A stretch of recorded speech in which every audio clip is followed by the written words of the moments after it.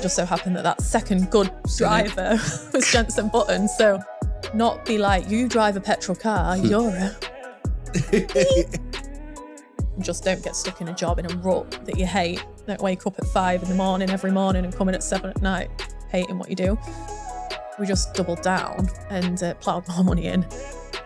I don't want that. I don't want to feel like they're feeling. Not that I'm saying there's anything wrong with it. I just don't want to feel like that and be pigeonholed into this box. Beyond skills is loyalty. Same. Loyalty first, skills second. I said that once online as well, and someone come after me. First thing that you see when you Google Sir Terry Leahy is Tesco. And I was like, huh? I went, oh my God, this is this is legit. I'm not going to ask for any spoilers, but which direction are we moving in next?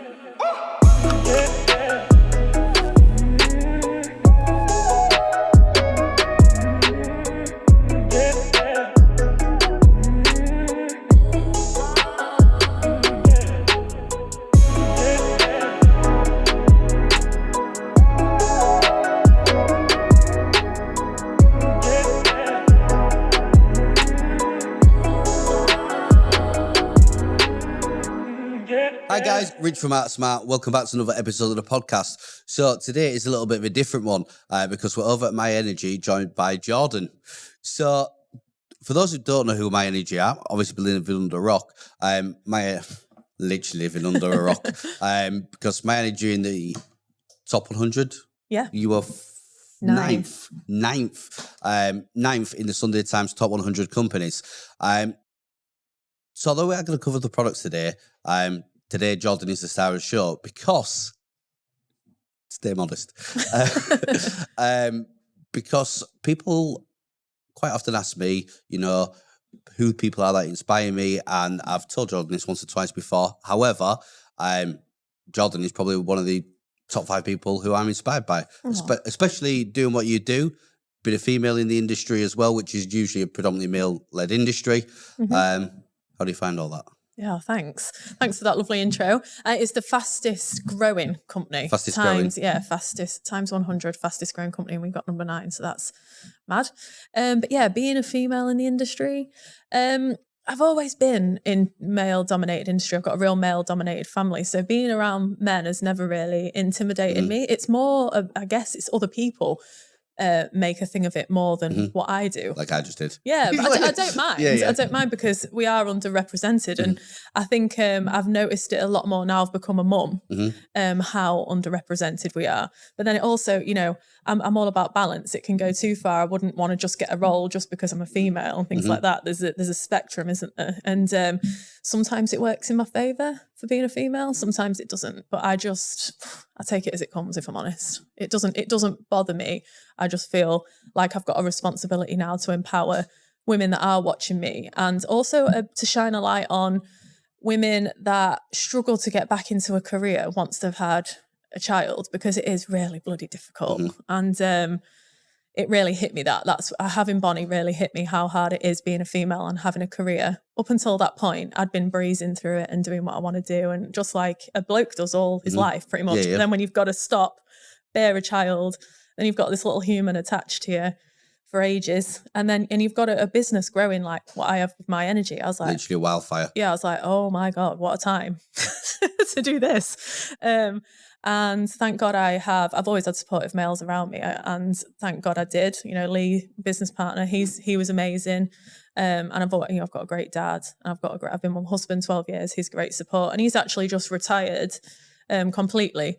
So that I said it on LinkedIn a couple of weeks ago. Yeah, we had that discussion because it was just like, my energy is taking off. I've got to give it all of my attention, and something's got to give, because even just, it sounds like, and some people don't have this luxury, and I appreciate that as well, but it sounds like a bit small. But when you've got to get up every day, get your toddler or your baby to childcare, then go and do a full shift at work, full session at work, it's huge. And then get home and sort everything out. My husband's job had no flex. It was all on me to flex. And why should my business and my career flex when, just why? Why can't it be shared? And Mike's career, there was no movement. It'd be out at work at 7 a.m. So the Bonnie was left to me all morning to sort. And then sometimes it'd be called out and he wouldn't be back until, 8 or 9 o'clock at night. And I would have, what it's like running a business. Your day just doesn't end at 5. And I might need to stay over, and I'd always be getting back late to Bonnie and then getting her sorted for bed. And it was just getting to the point where it was like, something's got to give. And Mike's he was like, it makes me laugh because I put that post out on social media saying he's retired. And the world, it's such a man's world, because the world was like, what a hero. He stepped down, and it is a big thing. But Mike was like, I'm the hero. You're the one that's allowed me to do it. He's buzzing. He's he's living his best life. Yeah, because But he was like, even he thought it was funny, the response, because it was all like praising Mike, which I don't mind. I don't need the pat on the back for that. But I just thought there's little things like that, like little indications in industries every now and again where I go, all the focus is still back there, or a female doing well is sort of, I read something and there was 2 articles, and it was one female CEO had taken a step back from a business because it had got too much, and she was called a diva or something like that, or couldn't cope with the pressure. And then I think it was somebody, the Gymshark guy, Ben Francis had stepped down and he got praised. It was like he's noticed where his skills stop and he's allowed the team to step in, and his was celebrated. And it was in the same news outlet, but 2 completely contrasting stories within 6 months, and how it's just representation. So every now and again I see something, I think, well, we've still got a long way to go. But then I think, well, I'm not doing, it's just a bloody balance in it. 100%. Yeah. And I really fight something. If I feel like there's some sort of discrimination or where I've got a responsibility, I will speak up. I won't stay quiet about it. You don't strike me as the type of person who'll keep your mouth shut. No. I just waffled that whole time. No. That was gold, was that? That was absolutely gold. So Mike gets to spend his days with Bonnie in the gratitude tub at home. Yeah, he's like, but it was funny because he had this whole vision that when he retired, he's like, no, he don't even like hot tubs and he doesn't like coffee, and he doesn't like social media. It's not on social media. And he was like, I'm going to start an Instagram page, and I'm going to get my dressing gown, and I'm going to have a coffee every morning and do my morning commute to the hot tub just to wind everyone up. And then reality's hit, and he is busier than ever. Literally, I bet. Yeah, and Bonnie is 3. She's a teenager. She's amazing, but they require a lot of attention, don't they? Toddlers. So he's run off his feet with Bonnie, and he wants to go back to work. Can I go back to work now, please? Yeah. He's knackered, but he is loving it. We have that close conversation, close dialogue, because it is a big change to his life as well. It's a big change to mine, and we like to the art of a good relationship, I think, is just constantly communicating and making sure that he's feeling all right, I'm feeling all right, Bonnie's feeling all right. While it's working for us, it's working for us. It's good. That's amazing, because again, it means you get to do what you want to do, but you've got that complete flexibility. And the one thing is, I said it to you before we started, but the one thing I really enjoy seeing about you, and again, this will come in with you and Mike, is that you do get your downtime. Yeah. Because a lot of people, guilty of myself, just work all the time. Yeah. Don't have any downtime. Whereas you two are quite often get out for mum and dad time. Relax. So. Yeah, we try to. And I think he'd argue that case, because although it looks like we might be getting downtime, I am never off my phone. I try to. But when you run your own business in today's day and age, it's all on your mobile, and emails are on there, socials on there, my teams are on there. So it isn't, although I look like I might be get a lot of me time, I actually don't. But what I do now that Mike's retired, Bonnie's not at school yet, if I'm away somewhere epic for work, bring them with me. And that's the whole point, because Myenergi is taking us around the world. Literally. And there's going to be times where, we set up new markets, or I'm going to be required to go to the point where we don't even think we'll ever put Bonnie in school. She'll probably be homeschooled or have a tutor or something, because I don't think I can stay in one place. It's just not realistic when the business is growing like it is. So I just bring them with me. That was the whole point of his retirement, because I physically couldn't cope being away from them, and that was going to stunt my growth in the career and the business. I would have had to have taken a step back, and I have to try, and you have to bend and flex and make ways if you want something to work, which I have got tunnel vision on making this business work, that everything else has to sort of bend and adapt. Has to fit around it. I'm just lucky that I've got an amazing support system that'll do that. So one of the things that you sponsor is the Extreme. So Mike gets to come out there with you too. So we don't actually sponsor Extreme this season, although we did a few of the final races. we sponsor Xite Energy, Xite which Energy. is Hence the energy drinks everywhere. Yeah, they're amazing. Ollie Bennett is a driver, a rally driver, and we basically follow him. So he was in Extreme E last year. This season he's gone into Nitro RX, which is the first time that the Nitro Rallycross has gone EV. And he said to me, look, I want to do this new sport. I think it's well aligned and there's a good chance that we might have someone good for a second driver. And it just so happened that second good driver was Jensen Button. So I'm glad that we committed to that investment because it's well and truly paid off. And it's my relationship and Chris Chapman, our sales director's relationship with Ollie, really. We just trust Ollie. We trust Meg, who runs Xite Energy, and they always deliver. And what we get different out of that sponsorship as opposed to any other team that we sponsored maybe is just that personal effort. Like they really want the return on investment for Myenergi. They believe what we're doing, and it is like a true partnership. Like they include us with everything. He's always got his merch on out of season, or he's always mentioning us in his podcasts and in his own days out and things like that. And you just don't really get that with other stuff. It's just like a sticker on a car and you've forgotten about. Whereas this feels like a true partnership, and that's why we'll do it. Much you invested in him. Yeah, that's why we do it. And I'll be the first to say, like, I don't know that much about motorsport. It's not something I've followed religiously all my life. It's completely new to me. But what I do like to do is look at innovative ways of marketing.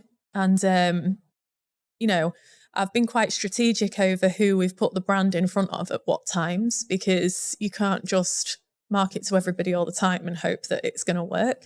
So it's like pockets of people. Like naturally, when we launched the business, it was a brand new product, first in the world to charge from solar, first in the world to load balance. Essentially, put the word smart in front of a charger was down to us. And how do you really market that? Especially 6 years ago, before there was many EVs on the road, you had to have solar, you had to have this, that, and the other. So it's about, really getting to know people that would want to buy it, so the early adopters. And that's where I put a lot of the focus on. I did a lot with Fully Charged and Robert Llewellyn. Yeah. And then I thought the natural progression and the next wave of people that we've got to convince are petrol heads. And if motorsport is something that petrol heads are very interested in. See, and that, Jordan, is why you are clever, because I didn't even think of that angle on it. Yeah, so I thought if we can convince petrol heads, because what I'm really against is we live in such a divisive time. We touched on it, didn't we, earlier, like with COVID and stuff like that. People are either on this side or they're on this side, or they voted for Brexit or they didn't, or the left or the right or the blue or the red and I just don't want to play into any sort of agenda of division. So I thought, let's not be like, you drive a petrol car, you're a No, we can add beeps in after, don't worry. You're a div. I'll keep it clean. And instead just show them what can be done with electric vehicles and how freaking cool they can be. Because I like cars. I still if a Ferrari's down the street, I'll go, well, that's a Ferrari. Or at Goodwood, and I could hear all the engines roaring, and I was like, there is still something about that I like. It doesn't mean you have to hate it. It doesn't mean that these people hate the planet, and let's not cause more division. It's about getting everybody on board and looking at ways for longevity of the future without sounding like a complete hippie. Just need some flowers in your hair. But no, with the electric, and we're actually seeing a trend with our clients at the minute, especially with the Porsche Taycan. Yeah. Like literally, practically every single one of our customers at the minute has got one of those cars. Yeah. And even though they've got 5-6 supercars in the garage, the Taycan's now the daily. Yeah.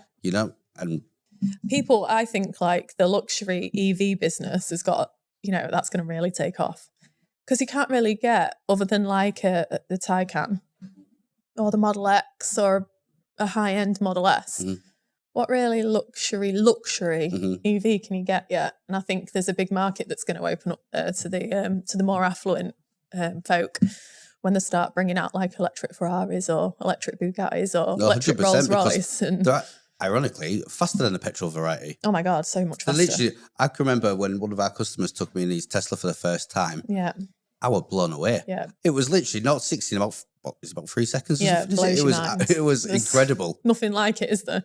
I got to go in one of the rally cars as well with Ollie. When we was in Barcelona launching the race team sponsorship with Jensen, we went on the Barcelona track and oh my God, you have to play a clip of it or something. I was shitting myself. It was ridiculous because it was on a Formula One track and they'd done, I think they'd built a little bit of a rally track especially for it. I don't know. But Ollie, just because I was in the car as well, wanted to floor it.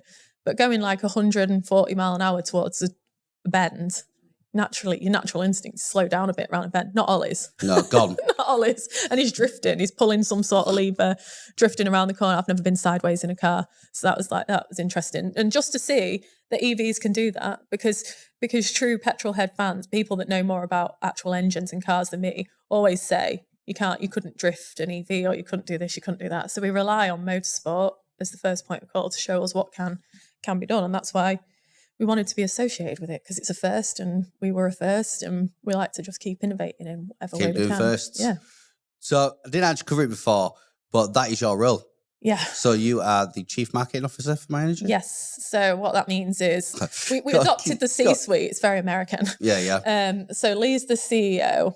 Me and Lee founded the business and I'm CMO. And I look after everything sort of commercial, all of the sales, all of the marketing, customer experience. Decent sized team. I don't actually know how many the team is now. It's big though. I'm not surprised because it's rapidly growing. I had a quick look on your careers section on your website the other day and it's just like... Yeah, I think we're 375 staff now in the UK, and we've got subsidiaries abroad as well. So we've got offices in Germany, Belgium, Luxembourg and the Netherlands, Ireland and Australia. Yeah. Don't worry, I'll keep you on top of where your offices are. So it's a lot. So yeah, I just marketing is good fun though. There's no you can't always get the instant feedback that you want, or you don't know if it's definitely worked, which is a bit weird. But it's fun, and I think we're doing something right so far. Well, I would have to agree. So had you always been in marketing, or? No, not really. Well, I've always been sales and marketing. I've always had a sales and marketing background, but I am not educated. So I left school with C's and D's basically, tried college, dropped out after a year. So the second, I live in Grimsby, we're in Grimsby now, and it's getting so much better now. But when I was at school, I was told I could go into travel and tourism. I was told I could be a hairdresser, or I was told I could go into social work. And there was not much any other options. And I was like, right, well, I'll be a hairdresser then. So I went to the hairdressing course and I was all right at it. But I was allergic. I said about my ginger skin. Yeah. I was allergic to all the products. So I was getting rashes and everything. I was like, that's my sign not to be a hairdresser. So I dropped out of that after a year. And then I thought, well, I've always been interested in business. And bear in mind, all this time, I always had jobs and not just one job. I would do 3 jobs. I've always wanted to earn. So didn't come from a particularly wealthy family. And I've never wanted to put pressure on my mum and dad for anything, for a house or anything like that. So I knew that I was going to have to work. And my dad and mum are both just proper grafters. So I've always had that built into me, and I've worked since literally 12 years old. I'd go on the Sunday market and sell scooters for someone. I can remember when, scooters that you see everywhere now, when they first came onto the market, I knew a guy that was buying them for £5 and we were selling them for 15 quid, and he was giving me £2 a scooter that I'd sold. That was my first little lesson in business on the Sunday market in Cleethorpes, and I loved it. And then I've always just been doing loads and loads of different jobs. And I feel like that is what's taught me more than anything that college could have taught me, especially at the time around here when I wasn't given much options. I just knew, all I knew in my life was that I didn't want to be ordinary. And there's nothing wrong with being ordinary. That's not an attack. That's just, I just didn't want to fall into the system. My dad, bless him, he's worked in a job, he's 55 now, and he's worked in a job that he hates, quite openly says it, every day of his life, just for the paycheck. And he's got nice things, and we've never gone without, never been particularly affluent, but he's just always drummed into me to just do something that you enjoy. And I think they knew that I weren't that clever at school. So they just said to me, whatever you enjoy, darling, just do whatever you enjoy. Proper, really good parents. They just was he always said to me, as long as you've got common sense, which you have, kid, don't worry. And as long as you've got good communication skills, you'll be fine. And just don't get stuck in a job in a rut that you hate. Don't wake up at 5 a.m. every morning and come in at 7 p.m. hating what you do. So I didn't want to sink into that pattern. And I looked around at where I was growing up, and I thought, I don't want that. I don't want to feel like they're feeling. Not that I'm saying there's anything wrong with it. I just don't want to feel like that and be pigeonholed into this box. So I just did stuff that put me out of my comfort zone. So tried new careers, tried jobs, did things, worked my way up to where I felt like the top was or where I could go, and then moved on. Or if I hated it, I'd move on. I wouldn't stay stuck in something. The second I felt like it was crap, I'd move on. And I always wanted to travel. And I did that on like literally, what's the saying, a shoestring, like no money, basically. Yeah, shoestring budget. Yeah, traveled the world as much as I could. And then met my husband and got married and started Myenergi. There we go. The podcast is over. The podcast is over. I mean, there's loads in between, but I don't know how much you want to go into. So how did you and Lee end up meeting then? Yeah. So so after I'd been around the world on a trip, I came back and thought, at the time I was teaching Zumba randomly, because I've always been a dancer and a singer from when I was like younger. And I was teaching Zumba to keep fit. My mum's a Zumba instructor. So we both sort of did it at the same time. And I was doing it in Xite, which is a little village outside of Grimsby, at one of the schools for all the teachers and the village people. And one of the ladies that was in the class said to me, I work for this business called Fort Rico, and we're looking for a sales admin, because I was like, I need another job in the daytime just to keep some money coming, do Zumba on an evening. And she was like, come work for us. So I was like, all right then. Went to for a job interview at this little like shed thing in Binbrook, and it was her, Lee. He had another business partner at the time, and then a few people hand soldering these little devices. And they'd basically just closed down their solar installation business because Lee had been asked a question from a customer. So he fit the panels for a customer, and a customer goes to him, what am I going to do with all this energy when I'm at work? Like, obviously electric cars weren't about then. But he was like, I've just paid all this money for these solar panels. Feed-in tariff's great, but I get paid that regardless. So how am I going to use the energy? Batteries were extortionate then. So Lee was just like, he's always been a whiz with electronics. And he was like, maybe I could just set a timer or something on a thermostat to heat your hot water because it's permanently, connected. So he was looking for things that were permanently connected in the home.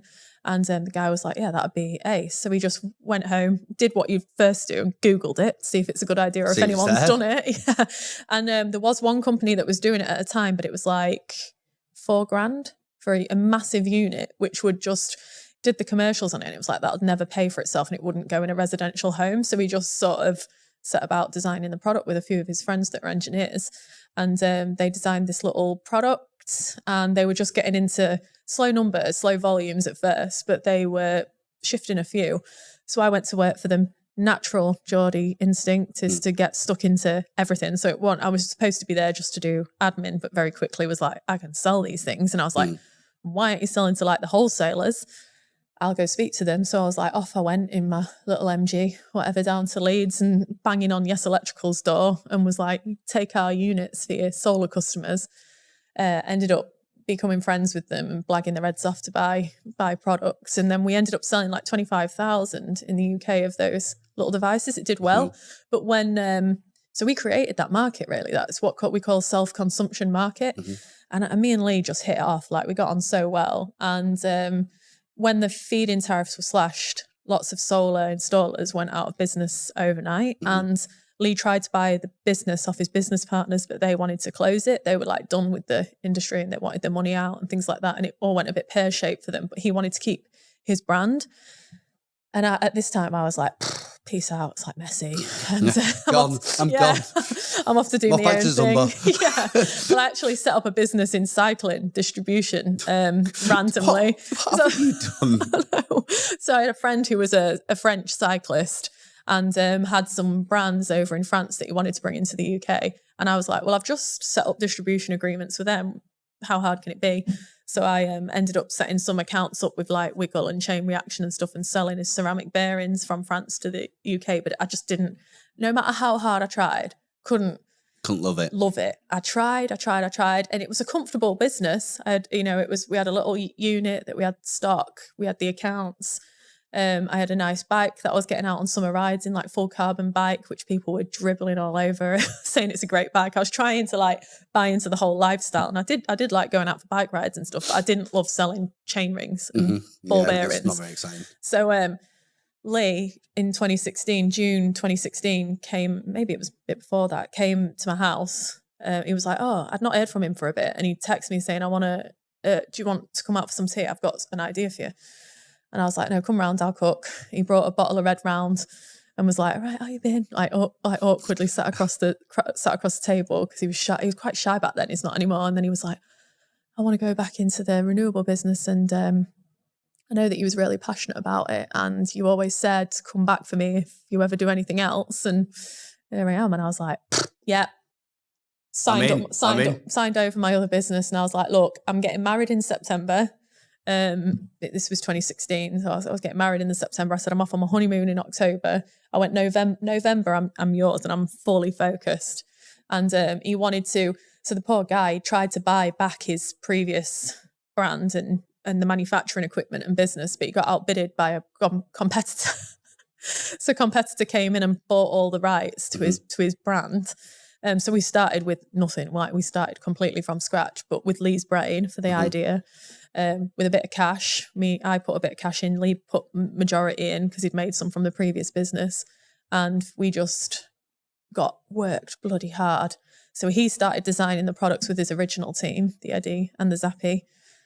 I started thinking about the brand, the names. We were texting each other when I was on my honeymoon, the names, what the business was going to be and stuff. Yeah. Picking a name is hard. And we wanted Myenergi with a Y, but it was taken. And then we was like, well, and I makes us sound like intelligent, innovative. Edgy. It sounds edgy, looks very iPhone-ish. Yeah. So he was like, let's go for that then. And just start building out. I was going back to people that I knew in the industry, but trying not to give too much away, because we didn't want anyone to nick the idea, particularly for the car charger, because there was no one that was doing it. And we'd done a lot of Google searching. And we was like, no, let's sort of let people know that it's coming, and stoke those relationships that we'd had from the previous business and that I'd sold to in the past. And it just snowballed. It really did. It just snowballed from there. And then we had to buy all the manufacturing equipment again, start out with a brand new brand name. Lee, bless him, had, because of the previous business, went into voluntary insolvency. It still got the word insolvency over it. So it was difficult to open a bank account. Yeah, any credit or anything. It was difficult to get any credit. It was difficult to get bloody anything. So it was just ploughing all our own. Is that all right? There's some aircon on or something. Are you sure? Give it. Okay. Yeah, sorry, go on. Yeah, so we just ploughed all our own resource and money into it. And each month it was like, we had to borrow money. But then because sales started coming in, as long as we're getting products out the door, we've been able to grow. And that story sort of remained.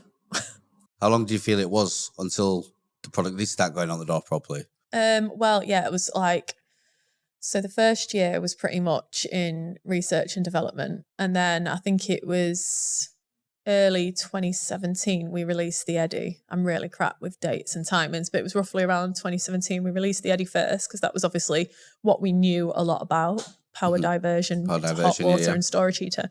But we'd made it better and more powerful, and it could handle more loads. And we'd specifically built it for the German market. So we knew that there was a big opportunity in Germany, and we'd not even scratched the surface in Germany yet. So, he just refined all of his focus into making a sick new design for the power diverter. And I had access to customers that went straight to say, this is going to be ace, like nothing you've ever seen before, and started getting the orders for that. And then the Zappy, we needed some equipment, like manufacturing equipment, to get it into production, but we needed like 40 grand to do it. And I was like, let's crowdfund it, because we ain't got any money left. So we looked on Indiegogo and threw a campaign together with friend. I mentioned Sophie to you, my friend. Yeah. She's an actress. She fronted it for us, and then her fella is a cinematographer, so he filmed it for us. Nice. And we put like this advert together. Put it on Indiegogo. We needed to raise 40 grand to put it into production, but we only raised 10. But this was in 30 days, and we didn't have any marketing budget, no spend, no following on social media or anything. I thought, well, with that short space of time to get 10 grand's worth of end user sales, to me, indicates that there's a market. And Lee Definitely was a got little bit something. like, oh no, I don't know. And we just doubled down and ploughed more money in and got it into production. And then when we then started, we was getting a lot of requests from investors saying, you know, how are you invested? How are you doing this? It was like, oh, it's self-funded. We've got a strong order book, but we do need some capital now to get more manufacturing equipment. And like, you think the supply chains, we thought the supply chain was bad then, bad now.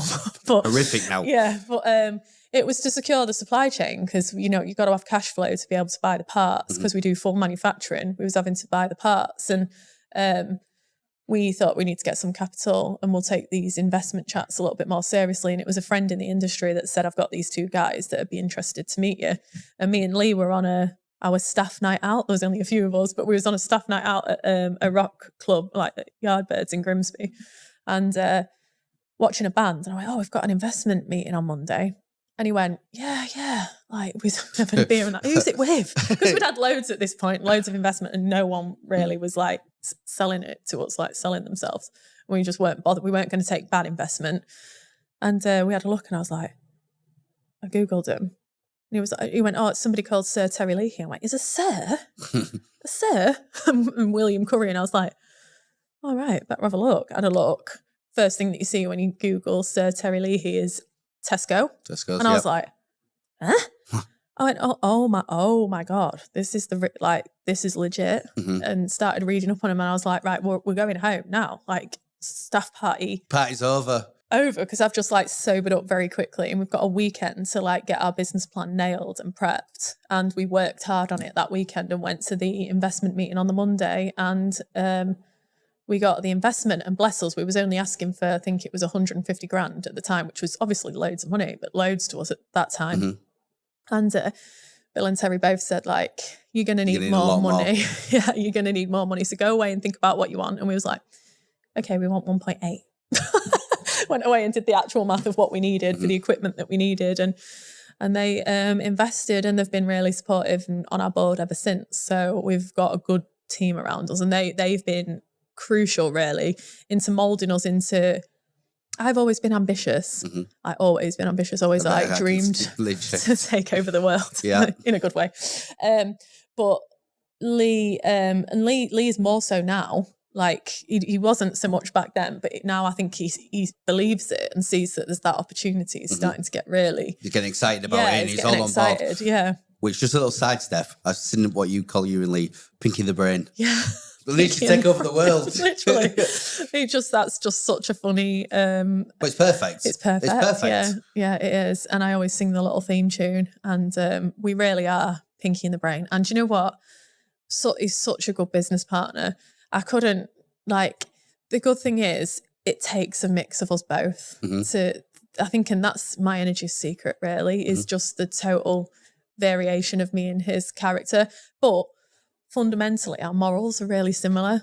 So although we've got completely different characters, and we can be yin and yang at times, but the fact that our moral compass is the same, and generally like nice, good people, I think it always helps.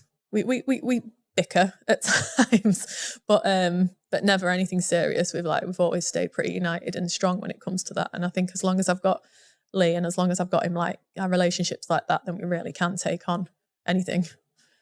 Absolutely. That's awesome.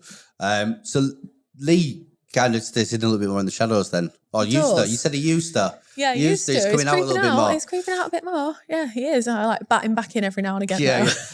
No, he's like, watching his character over these last 6 years. I think we've both grown a lot, but I think he's been through the biggest transformation, and it's been really nice to see, because he was shy before, like painfully shy, and it could be quite awkward. It's nothing I won't say without him being sat here, but he was quite awkward. And now I watch him, like, he is CEO, and he does hold the room, and I do force him sometimes to get out of his comfort zone. So if you are seeing him creep out a little bit more, it's because I'm literally dragging him out. Like, try and get him to do a little bit more that makes him feel uncomfortable. I need a day off. I need a day off from this limelight. You're going to have to come to a presentation. Yeah, I try to. All of them on the C-suite, because we've got an unbelievable C-suite. Like, and we adopted the C-suite because we saw where the business was going, and we saw where our strengths or weaknesses were, and we needed to plug the gaps. So we've got an epic team around us, like CFO, CSO, COO, CTO. So all bases covered, and then a very exceptional board that just challenge in all the right ways, you know, keep you on track, keep you accountable. It's terrifying. I'm still, every board meeting, I get scared. Yeah, I'm not scared that I think anything's because I can hold my own, but it's just because you want to please, you want them to be proud, like you want the business to keep, you don't ever want to go to them with any sort of bad news, and you don't want to go to them with a problem that you haven't solved or something like that. And I think, but that's the good thing about the board, keeping you on the straight and narrow and keeping you on track and keeping you want to make them proud and keeping you, when you're challenged by them, you feel like a bit, you come away like how your parents would, if you went to your parents with this big idea and they'd be like, no, it's never going to work. Yeah. And you go away like, the board are a bit like that, but just more professional. Not like outright no, but they like make you think, well, have you thought about that? To challenge you, thoughts, sure. To make sure that you're not, going off crazy. But no, they're really like, they've never stopped us doing anything, which is amazing. They're just there to add a guidance or add a second thought onto it, or a second opinion. Yeah. So it's good. Yeah. So what we want to do is we're going to sponsor this motorsports team. Yeah. Well, actually, I wanted to buy into it at first. I wanted to buy one of the team, be a shareholder in it. And they were like, no, you can sponsor it. And I was like, okay, I'll take it. I'll pick my battles. Yeah. So you've got that C-suite team, and you said before you've got 370 staff now. Yeah. Which is a battle in itself, because to have gone from yourself and Lee 6 years ago to now 370 staff across 5 countries. Yeah. It must be pretty mad. 375 is in the UK, yeah. Oh, that's the rest, yeah, so it's more. It'll be 400 plus if we take into consideration the subsidiaries as well. Yeah, it's a lot, but it's good management. You've got to put good management in place, and because you can't, it's impossible to manage that many people. Or it's impossible to be there for that many people. They try to, and it filters down from the co-founders, like the principles of the business and the values and everything. But you've got to have good management, and that's what I feel like we've done. We've got a good C-suite, and then we've got a good director level and good senior leadership team that we can rely on and get and get the information back. But yeah, it's mad when I'm walking around the building or Grimsby and I'm just seeing faces that I've never seen before. I feel terrible when I don't know somebody's name. I'm awkward really at times, because I'm thinking, oh God, and it makes you. I'm trying not to let it make me not want to be around. I'm trying to make sure that I am around enough so there's enough representation from C-suite or from us, and they feel like we're approachable or whatever. But it is mad even when I'm walking around this building, the one that I'm based in, I see somebody new all the time. Like you said, on the list for recruiting. I bet your HR team are absolutely on the toes. They're stacked. Yeah, they're stacked. And it's also, you'll know from the industry as well, it's a bit of a hot cake at the minute as well, whereas people are jumping left, right and centre. Luckily, we've managed to keep everybody. But even someone, if you let someone go, unfortunately, because it's not working out or whatever, they're getting like well-paid roles in just on the merit that they used to. Name. Yeah. And it blows my mind, because there's that shortage of skills in the space, and everybody's looking to poach everybody. I've had CEOs of all businesses ringing my staff trying to nick them. Just literally CEOs of big businesses picking up the phone, directly ringing my staff and trying to poach them and that. Well, it says a lot about the business that you've built here and what you've got. Yeah, that you've kept that loyalty. Yeah, because for me, loyalty is like a huge thing. Beyond skills, is loyalty. Same. Loyalty first, skills second. I said that once online as well, and someone come after me. You know what Twitter's like. Don't do Twitter. Some of social media, I put something on because I'm the same as you. I'm like, loyalty is everything, and I remember loyalty. And then I think I put something on social media saying loyalty is everything, and someone jumps at me and like, yeah, that's what Hitler said, and I was like, oh. Yeah. Oh God, you can't say out. And hard work beats talent. Hard work beats talent. It does. It does, because I'm like, yeah. You are living proof. Yeah, true. That's what I was going to say. I was like, no, but you are. Yeah. Because what I thought I knew about you before I come here today, has just been completely blown out of the water, because you have built into you that natural entrepreneurial spirit. For me, I don't think you can be taught that. No. I don't think that is something you can read in a book. No. You can't do an online course to learn it. That grit inside you that is going to refuse to give up no matter what. Yeah. They know where they want to be. And you didn't even know where you wanted to be. You just knew you wanted to be somewhere. Yeah. And then you found your place. Yeah. And now you're killing it. Yeah, thank you. Yeah, it's definitely a passion. It helps if there's a passion, because I couldn't have killed it in cycling. No. Because I knew that I was just happy ticking along and it was comfortable and it was a bit like meh. And I knew something would always come up. But yeah, and it's having that knowing as well that it's like you do want to do something will always come up. But when I genuinely found my passion in the renewable space, I did. When I worked for Leahy previously, I thought, I'm good at this. And I actually understand it. Like, I really understand it. And it is so good. Like, renewable energy on as many homes as possible. And then you using all that energy. Like, I'm a little bit like power to the people sort of thing, especially at the minute with pricing going like it is. The people that have got solar are having the last laugh and they're in control of their own power. And to me, that's so empowering and that's so exciting. And that drives me like crazy. And that Myenergi app, where you can see it. I just love it. Oh, it's so addictive. Once you've got solar, and then, even once you switch to an electric vehicle, you become, I didn't even think about where energy came from really until I was driving an EV, until I was in the renewable energy space. But you'd have a light bulb on or you'd have a kettle boiling or something. You wouldn't really be thinking about it. But then when you switch to an EV, obviously your energy bills go up. Although you're not paying for fuel anymore, your energy bills go up. Naturally. And then the good thing about driving electric is you can haggle the electricity price, which you can't do with a petrol station. There's lots of competitive tariffs. Yeah, you couldn't go to a fuel station and go, I want a tenner off that. Like, I want a few pence off those litres. They'd be like, oh, shut up. But when you've got an electric car, you can be like, well, I'll charge it at home on this cheap tariff or economy 7, or I won't charge it in public. I'll make sure I charge it at home because it's cheaper. And then if you've got renewable energy, oh my God, you're so smug when you're driving around in a completely green charge. It's green like, charge. And it increases your return on investment as well from your solar panels. So the payback of the solar panels is the best it's ever been right now. It was good back in the day, but it's the best it's ever been right now. Then throw in the Myenergi ecosystem and you're literally off grid for the whole of the summer. And then a good chunk of the winter as well, because you just need bright weather. You just need a bright day to be generating. But to see, like, my bills have literally halved. And I'm like, so, I'm not selling someone crap. The products are going to pay for themselves in saving. They're genuinely good for the environment. So when people are coming at me for living my life, I'm like, at least we're doing our part for the EV transition. Because if Myenergi didn't exist, everybody would just be plugging into the grid. And yes, we've got renewables on the grid for the wind and the eco tariffs, but that will only go so far. We need generation on the homes. Like, we genuinely need self-consumption. Otherwise, we're just striking up coal stations, and then what's the point? Whereas you guys have built it so that Vila's happy, and it's using the Eddie and Harvey as well. Yep. So that all works together in your EcoSmart. Yep. That's the same using EcoSmart home. EcoSmart. Smart home. Yeah. EcoSmart home. Smart home. It's not just about EV charging, Rich. Yeah. Yeah, so it's the EcoSmart home. You don't need the Eddie to make the Zappy work. So the way I describe it is like it's this giant funnel, basically. So whether you're buying an electric car, Tell me in sales without using the word funnel.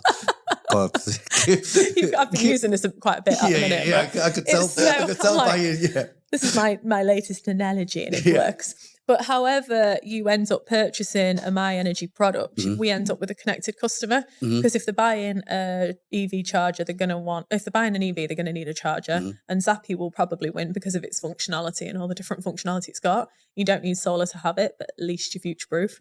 And then if you don't need all of our products for one of them to work, so you can have them individually. But when you've got them all as a package, that's the dream. That's the dream. That's the dream. And because of the app and your technology, they all feed into the app. And then the lads are going to put it up on here, but you can see how it's all feeded in. You can see how much you're pulling from the grid. You can see what percentage you're running completely eco that day. Yeah, it's the best. And it gets fully addictive. And then you just think, oh, what else can I add to like make it even more green? And if you're like me, I just want to be like completely prepped for the zombie apocalypse, especially after these past few years. I just think anything's possible now. Literally anything. I would not be surprised if it came out that aliens like are living amongst us and everything goes crazy and we need to be off grid. I'm like, if I can get my house as close to being off grid as possible. Great. Told you Share all. price has just gone up massively. Told you all. I'd be like, who's the crazy one now? Yeah. So we actually know firsthand about how addictive that app could be because although we predominantly do smart homes, some cinemas, etc. Yeah. A lot of our customers request the renewables, at which point we bring in Sam. Yes. So Sam at Oval Renewables, who obviously before I even I probably stumbled onto you guys from Sam. Sam is an absolute champion of your products. Yeah, he is. He lives, eats and breathes Myenergi. It's just so lovely. So lovely. It's just one of the, I only work with people that I like, really. And he's so up there. He's just such a good guy. He's like, because he's such a nice person as well, but he's so genuinely passionate. And I can remember having a chat with him because before Outsmart, before Other Renewables, Sam was actually my apprentice at an electrical company we used to work at. So you didn't know that before today, did you? Oh, we're just friends off the gram. Yeah. So, but even back then, so Sam come to work for us because you mentioned the crash in the renewable sector before, and his company that used to work for doing renewables suffered from that. Yeah. So then he come to work for us for a bit, and then it picked back up a little bit, and he left and went back work with him. So he was only my apprentice for maybe about 18 months at the company I work for.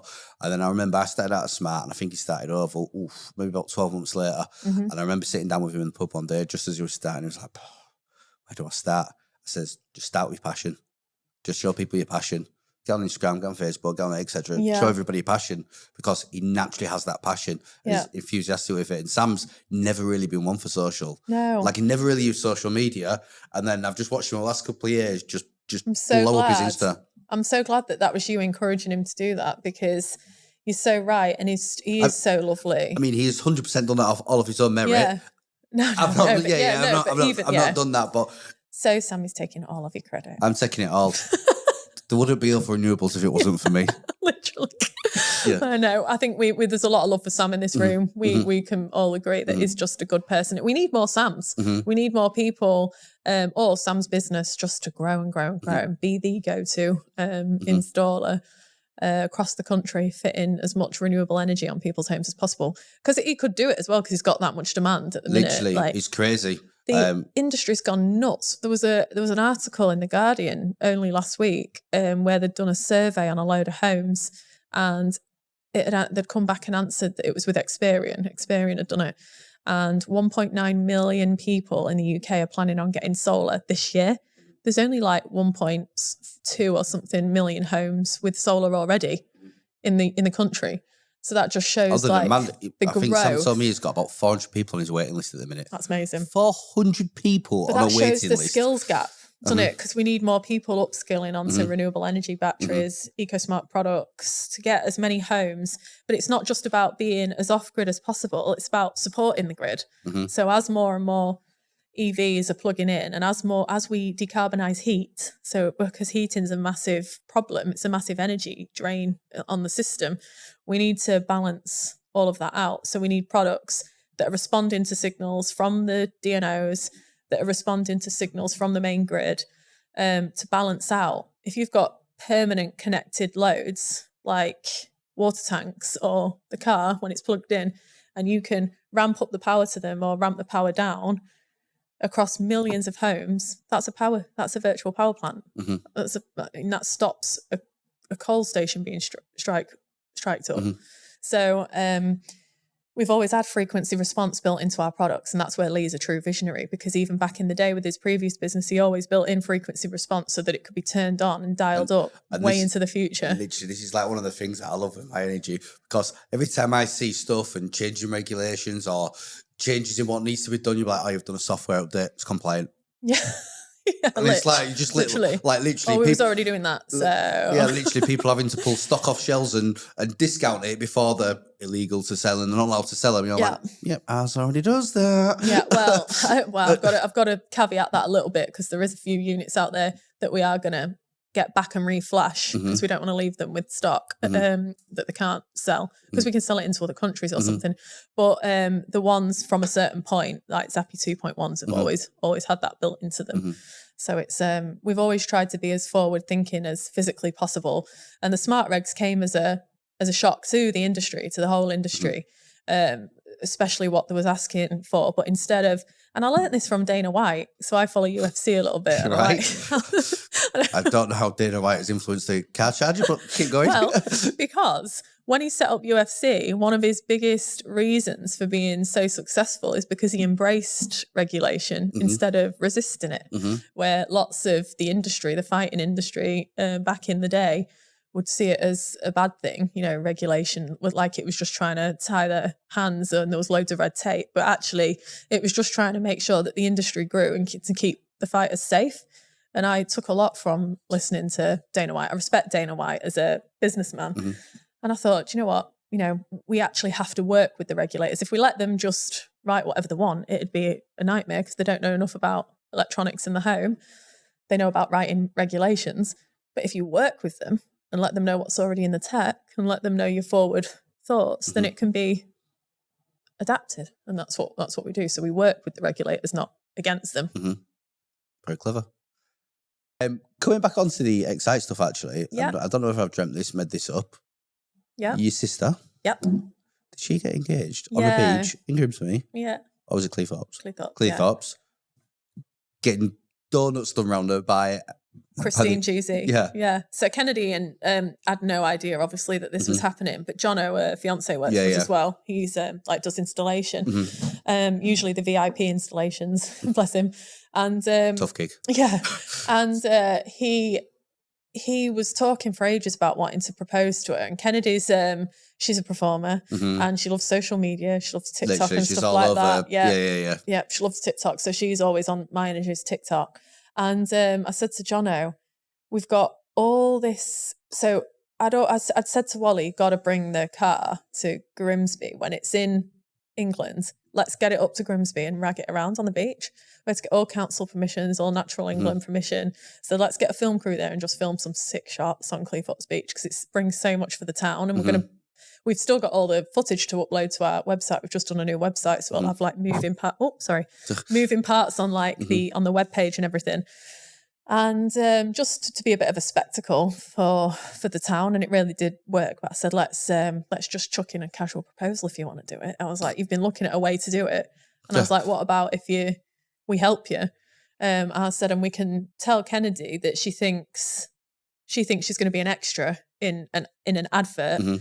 So which would have been right up her street anyway. So everybody was in on it. Like everybody, apart from like some of the film crew, because we didn't want enough. We needed enough people to know, but then not everyone that it slipped. So Kennedy was just walking down the beach, thinking they were getting like a romantic scene of someone, a couple walking along the beach, and then the car going past or something like that. And he just did it perfectly. Like that. So they were walking, and then he just started with his whole speech and then got down on one knee, and she was genuinely like, all my family were there because they just thought, oh, it's cool, there's an extreme car on the beach. So Kennedy didn't ask any questions because there was a big crowd anyway. It was just so nice. Special. I just roared my eyes out. I didn't think I'd be that obviously I thought I'd be bothered, but I didn't think I'd cry. Like it did work out perfectly. And Christine was ace, and what a firecracker she is. Do you follow her on social media? Yeah. Oh my God. So I was nervous anyway about bringing the car to the beach because there's a bit of sinking sand in certain areas of the Humber. And I didn't know how the car, because it's so heavy, it's such a big car, it's massive, the Extreme E car. I thought, I don't know how this is going to go down. And we had to time it around all the tides and everything. And she just got in the car and just floored it, like without a second thought. And she was going in between like the spokes of the pier, because there's a pier on Cleethorpes Beach. And I was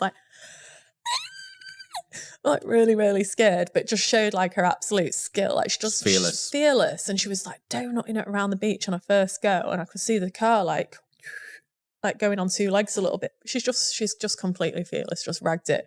And we got some sick shots. Yeah, no, to be fair, I saw the social bits, on yours, on Kennedy's as well. Yeah. Of all stuff you got, that was unreal. Yeah, we just like to mix it up. We like to have a bit of fun with the marketing, like to get full use. We're really good at activation. So if we commit to something as a sponsorship, we get all in, like behind it, and do a lot around the activation of it. And Ollie and Meg and Xite are the same. So they're no ideas out there. Like, no idea is crazy. They'll just make it happen, and it's good. Good fun. Mega. So you've probably got about 1,000,001 things on your plate right now, but 2,000,001 things on your plate right now. You need that holiday next week. Yeah, 3 weeks. 3 weeks. Countdown, yeah. I'm not going to ask for any spoilers, but which direction we're moving in next? So one thing that Myenergi specialise in is the whole home. So we've got a whole host of products that we've been working on a long time, to be fair. But as you know, supply chain's a nightmare. So when you want to release something, you have to take into consideration the supply chain lead times, just no matter what. That's why it's really difficult. Even I can imagine if there was new entrants on the market, if you want to release a product, you wait in 2 years before you've got guaranteed chips and parts and this, that and the other. So we've been working on some stuff for a good few years, like a whole range of products. But there's going to be a lot more focus on the rest of the home and services as well. Say no more. Yeah. Say no more. Say no more. Control 4's days are numbered. Well, do you know what? I've got Control 4 in my home. I know. I've told you I'd come service it for free, but you paid me. I pied you, didn't I? For God's sake. Didn't get him his T-shirt, pied you. Unbelievable. Look at lads, pack the podcast stuff up, we're going. There's a better way to message me than Instagram. You do know that. Yeah. I'm only kidding. No, I like Control 4. But, it's more of an eco management, like the large. Works within your platform and works in there. And we are open to partnerships, like we are, as long as it's within we're quite protective of our brand and our app, as long as it's in that and as long as it's doing the ultimate, which is controlling the loads in the home, making it as eco as possible. Yeah, so just there's a lot to come. A lot to come. A lot. Well, I'll keep my eyes peeled. Yeah. I'm sure you'll market and it. And it's only, people hammer me like, you've been promising this for a long time. It's only supply chain really that's slowing us down. Have a clue. Because it's a big business now. When we launched the Zappy back in the day, it was with a lot smaller order books. Like the order book now is, if I told you, it's eye-watering. So it's like, it's an amazing problem to have. But when you've got a growing demand for your current products and there's a worldwide shortage of components out there, you've got to just secure those products that you already make, which we've done. So everything that's new, you've got to sign off what's called the BOM, the builder materials, and then order the parts. And one part can set you back months because there's a lead time of 2 years on it potentially. And then Lee's frantically redesigning circuit boards. Exactly. And then regulations change and this, that and the other. So, and we can't just, we're in an unforgiving time where we can't say we're a start-up. Those days are gone where you can release something and then have a ridiculously long lead time for it. Or if we released something prematurely and then couldn't service the market because of the supply chain or something like that, would be annihilated. It's just like the most difficult balance to get. So people whinge at us for not having it out in time. But when you see the volumes that we've got to do for the markets that we've got to get in and then the supply chain constraints, it's like, and we're on top of that because we're a manufacturer. I think if, people that don't manufacture their own products and have got to get it shipped in from all over the world, you're going to get beat by somebody with more buying power than you. So the fact that we do all of the manufacturing ourselves has really helped us get a handle on that supply. But we're still at the mercy of the system, and it's still going to take a little bit longer to get that product out, even when it's completely finished in design. You got to wait for all the parts to start trickling in. And I mean, you always do speak your mind, but what do you think that suppliers are playing it? The parts, I understand there is a shortage to some extreme, but it's like they're bidding each other off against each other. There'll be that going on as well. I think that's exasperated the problem, but there's a supply, how do we know? But I think there is a shortage in raw materials. That's the main problem, like silicon, and that's the main problem for us because it's been the silicon wafers that go into microchips. But we've navigated that problem. I said to you before, in our businesses, is like this place, when you came into it, you was like, it's amazing and you must pinch yourself. And I'm like, I try to pinch myself, but it's just, you've got one problem after running a business is one problem after one problem after one problem. As soon as you think you've got over that hill and someone, then bang, they just hit you with another one. But you just got to be scrappy as hell. Keep fighting through it. That there's stuff coming and we're very close to a good new product. There must be some real stuff coming because as amazing as this HQ is, and as amazing as your temporary manufacturing facility is, you are just putting 60,000 square foot on the side of here. And keeping the other ones. And taking on other ones. Like so in markets that we operate in as well, we like to keep everything local. Like one of our ethos is local manufacturing. So we're, made in Britain, and we service our market in Britain. And then where we've got about 25% market share in residential homes, which is just massive for EV charging. And we want to maintain that and grow it if we can. But we're also growing really big in Germany. And every market that we're in, we want to grow market share. So, and then it makes no sense, especially if we're growing in Australia as well, to ship parts from that side of the world here to manufacture it and then send it back to Australia. Is not very eco. So we're looking at every aspect of our business, and we'll probably be setting manufacturing plants up everywhere we go. Elon Musk, get your heart out. Yeah, coming after him. Coming after Ellen, gets numbered. Right, well, I'm going to wrap it up here then, Jordan. Thank you. But it has been incredible. Thank you. Because as much as I thought I knew you before today, you've absolutely blown me away with your journey, how you've done it, your resilience, your grit, your foresight, the way you market it, just everything. Thanks. Like I said before, very inspirational person. Same to you as well. You've always stood out. You've got an amazing business, and we need you. We need you to upskill the world. Well, there we go. Myenergi coming to AOS Academy soon. Yeah, honestly. Yeah, thank you. Wicked. Thank you, Jordan. Yeah.